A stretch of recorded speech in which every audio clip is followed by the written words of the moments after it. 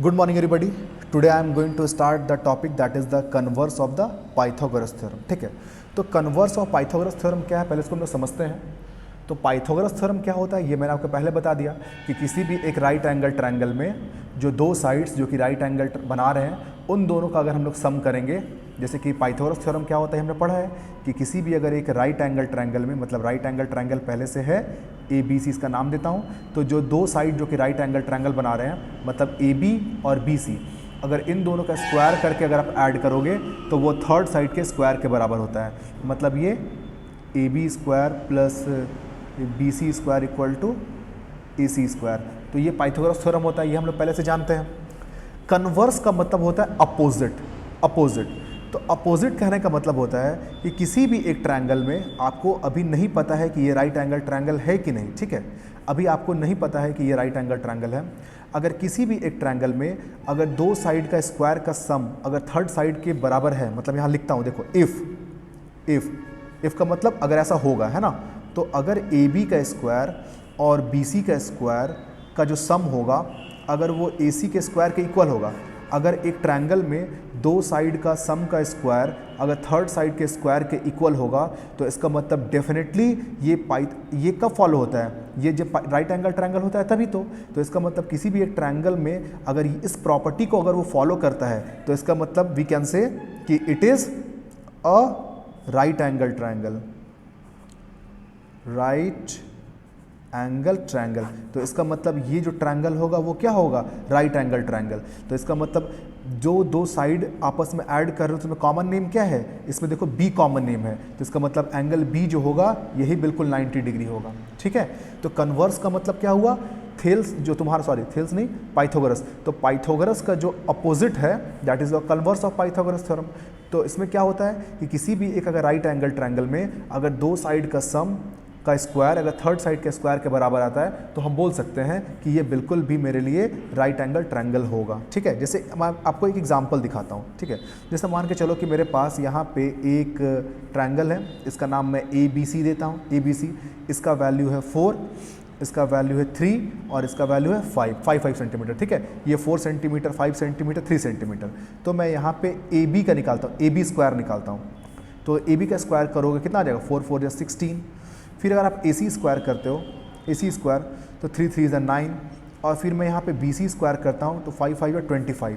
तो आप देखो कि इसमें से किसी भी दो साइड का स्क्वायर को ऐड करने में थर्ड के इक्वल आ रहा है। तो देखो 16 और 9, तो 16 और 9 को ऐड करो 16 9 25, मतलब इसके इक्वल आ रहा है। मतलब यहाँ पे हम देख पा रहे हैं कि ए बी का स्क्वायर और अगर हम ए सी का स्क्वायर कर रहे हैं तो वो ये बी सी के स्क्वायर के इक्वल आ रहा है। चेक कर लो, ये 16 + 9 जो है ये बिल्कुल 25 के इक्वल है ना, 16 9 25, और यहाँ भी देखो 25। तो इसका मतलब ए बी स्क्वायर और ए सी स्क्वायर को ऐड करने पे बी सी स्क्वायर के बराबर आ रहा है। तो इसका मतलब इट इज़ अ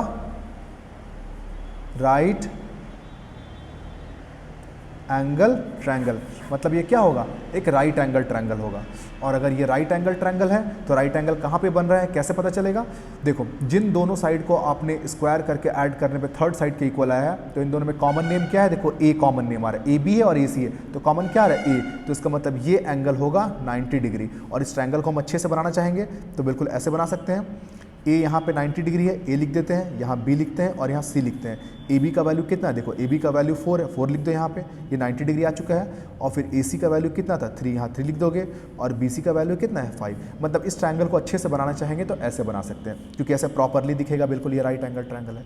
तो कन्वर्स ऑफ पाइथागोरस क्या होता है, ये किसी भी एक ट्रायंगल में अगर दो साइड का स्क्वायर का सम अगर थर्ड साइड के स्क्वायर के इक्वल आएगा तो इसका मतलब वो ट्रायंगल जो होगा वो बिल्कुल भी आपके लिए एक राइट एंगल ट्रायंगल होगा। ठीक है, अब कुछ और प्रॉपर्टीज़ को हम पहले डिस्कस कर लेते हैं। Important properties.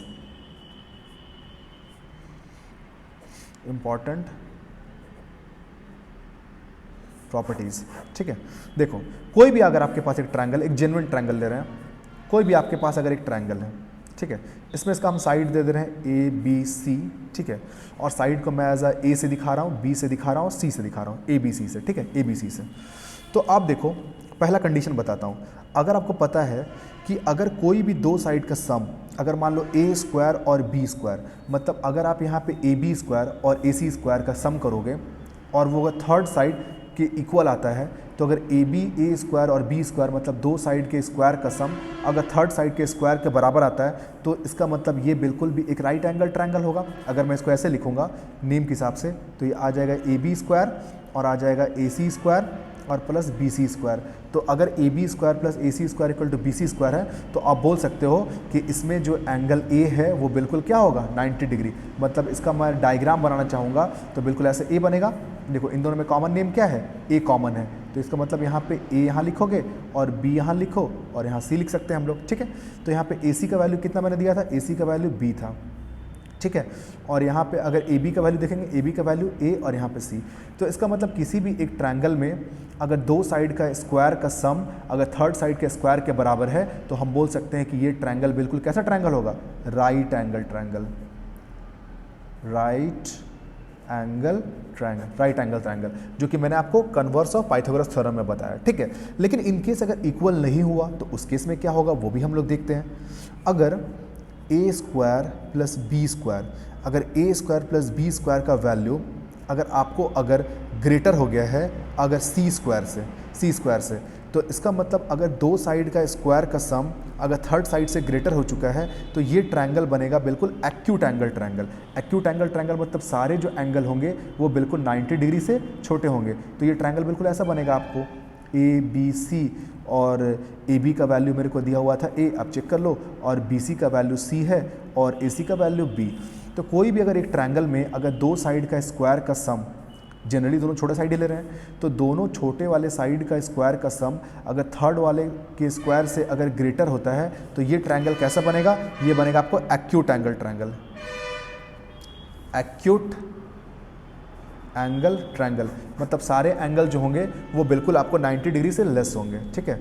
अब आता है थर्ड, अगर कोई भी एक ट्रायंगल में दो साइड का स्क्वायर का सम अगर लेस हो जाएगा थर्ड साइड के स्क्वायर से, तो डेफिनेटली ये ट्रायंगल बिल्कुल ऐसा बनेगा obtuse angle triangle, obtuse angle triangle, ये बनेगा आपका ऑब्ट्यूस, ऑब्ट्यूस एंगल ट्रायंगल।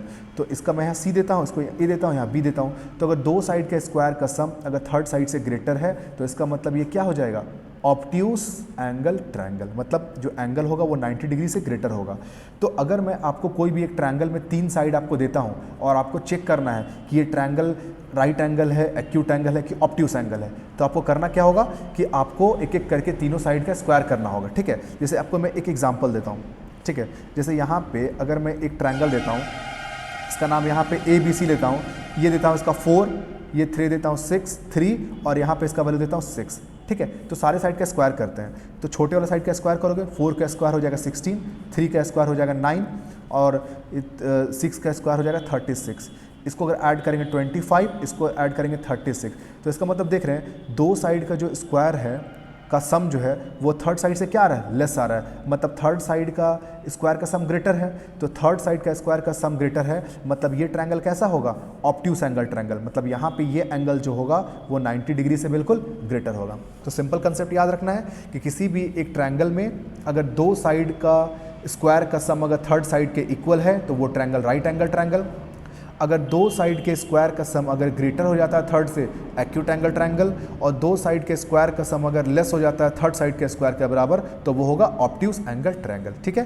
तो इससे रिलेटेड एक्सरसाइज हम लोग स्टार्ट करेंगे next day. Thank you very much.